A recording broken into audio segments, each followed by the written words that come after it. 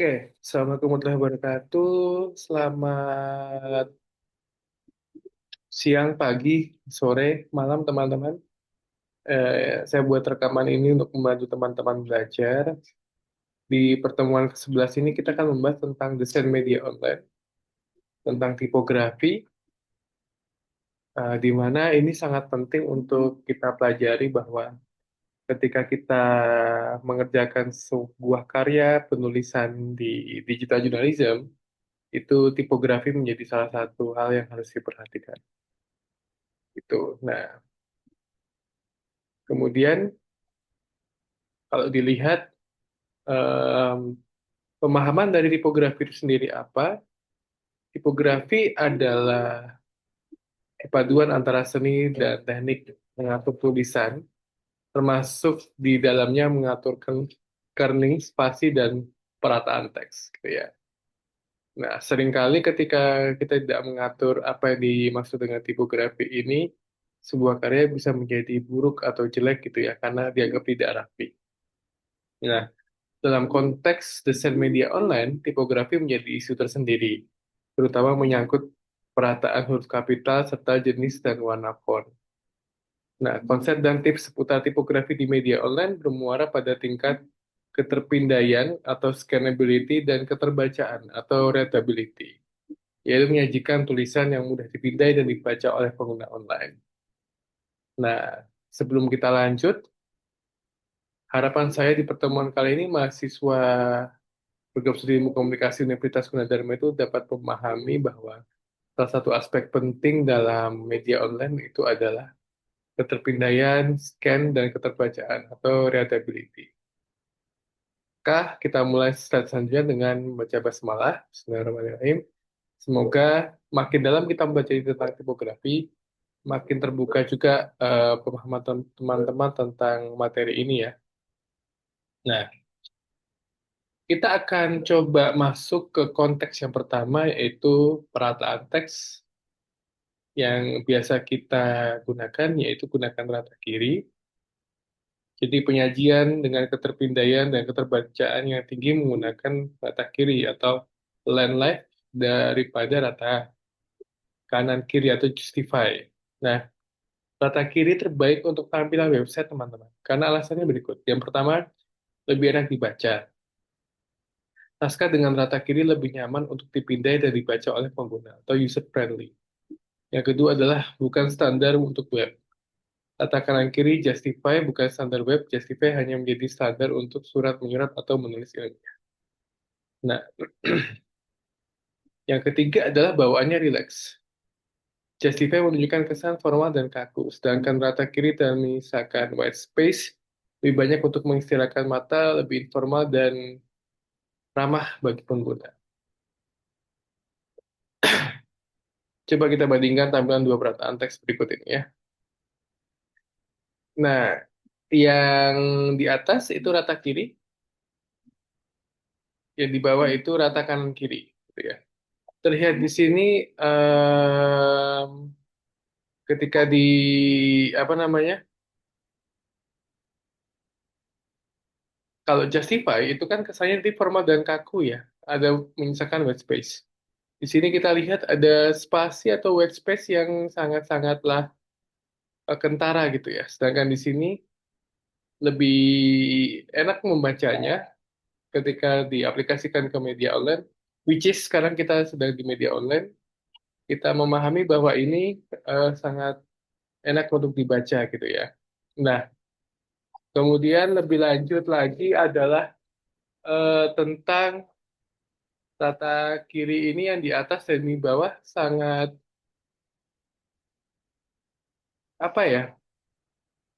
Cara kita membaca itu lebih kepada bagaimana dia sangat enak untuk dibaca dan bagaimana dia itu tidak menyisakan dalam tanda kutip white space tadi itu. Nah, di banyak platform media online itu menggunakan rata kiri teman-teman. Ya, di detik.com dan juga di kompas.com itu semuanya rata kiri. Nah, kenapa begitu? Karena pembacaan orang Indonesia memang dari kiri ke kanan itu kita sudah tahu bersama ya. Kecuali kita membaca kitab suci dari kanan ke kiri kebalikannya. Nah, ketika kita membaca dari rata kiri, itu mata kita itu bisa menunjuk kalimat atau merancuk kalimat itu dengan enak tanpa meninggalkan spasi yang berlebih, terus kemudian eye-catching dan juga tidak pedih di mata, dalam artian eh, baca kata per kata ketika ada white space itu sangat-sangatlah tidak mengenakan gitu ya, karena dia akan berpindah ke kata selanjutnya itu luar biasa membuat mata menjadi letih gitu ya. Nah, ini yang penting yang kedua, ketika sudah menggunakan rata kiri, yang kedua adalah hindari all caps dalam judul. Nah, serupa dengan penggunaan rata kiri, menghindari semua huruf dalam bentuk kapital juga bertujuan untuk scannability dan readability. Penggunaan all caps dalam judul tulisan selain bertentangan dengan etika internet, ya, karena huruf kapital itu mengindikasikan marah, teriak, nada tinggi melalui tulisan.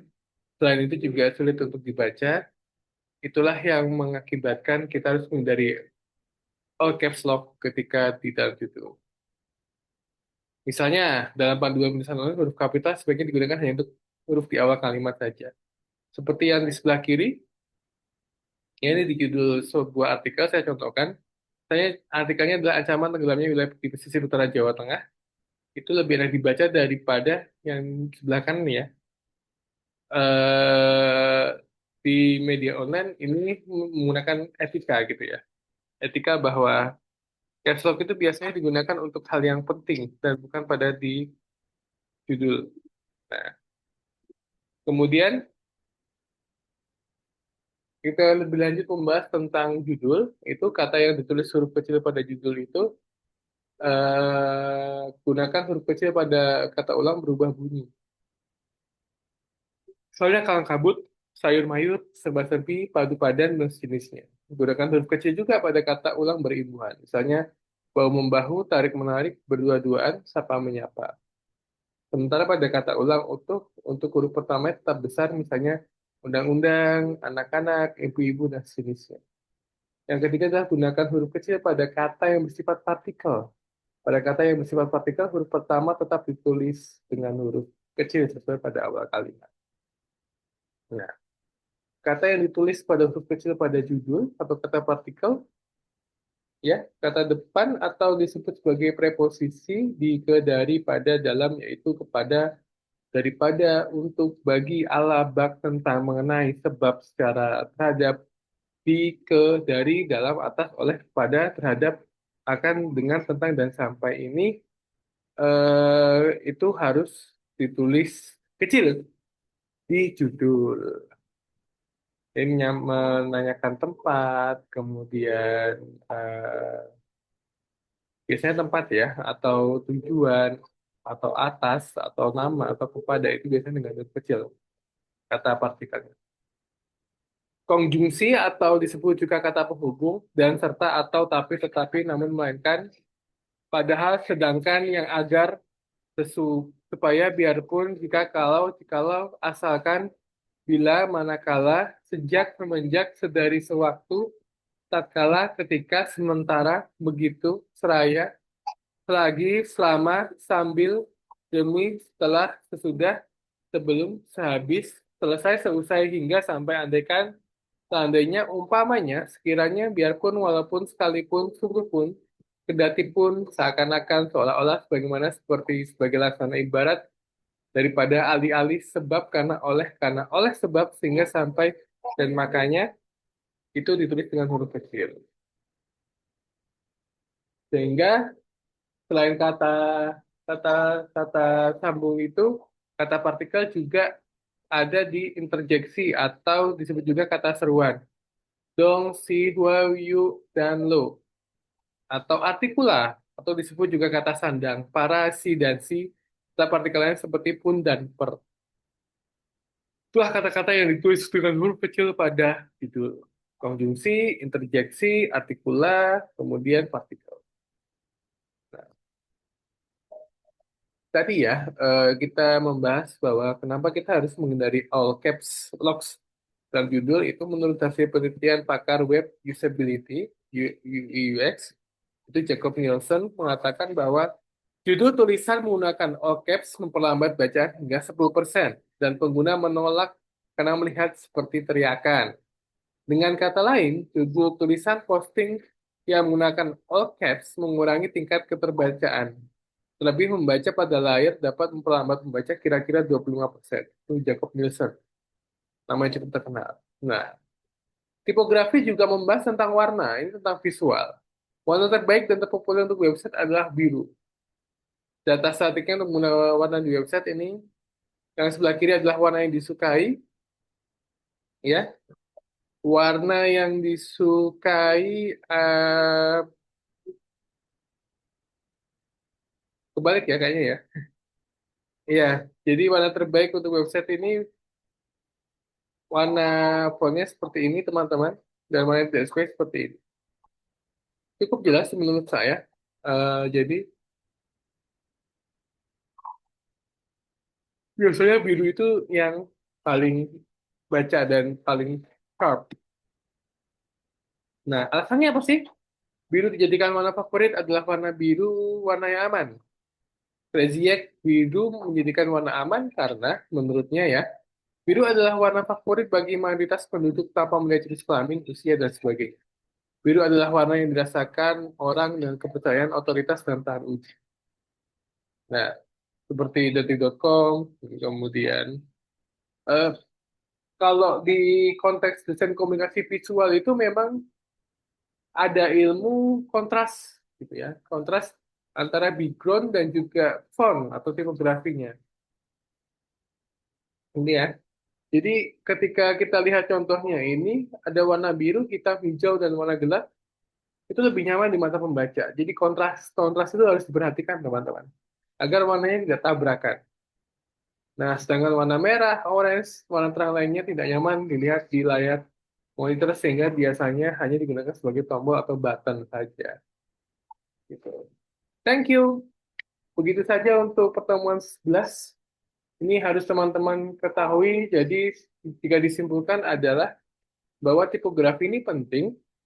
Lebih di penulisan judul, kita harus mempelajari tentang mana yang harus ditulis dengan huruf kapital, mana yang tidak, dan menghindari caps lock. Warna fontnya itu mayoritas paling baik biru, dan kemudian jenis fontnya itu biasakan untuk dia jenis font yang tidak terlalu dekat. Jadi eh, apa namanya jenis huruf fontnya itu bisa dibaca dari jarak dekat, menengah, bahkan jauh. Lalu warna yang digunakan adalah favorit biru dengan keilmuan komunikasi visual yang harus kalian pelajari bahwa kontras antara background dan juga warna tulisan itu harus diperhatikan. Jika ada pertanyaan, kita akan masuk ke kelas dan kemudian teman-teman akan saya coba untuk lebih mempelajari tentang tipografi. Terima kasih. Kurang lebih yang mohon maaf. Assalamualaikum warahmatullahi wabarakatuh. Sehat semuanya ya.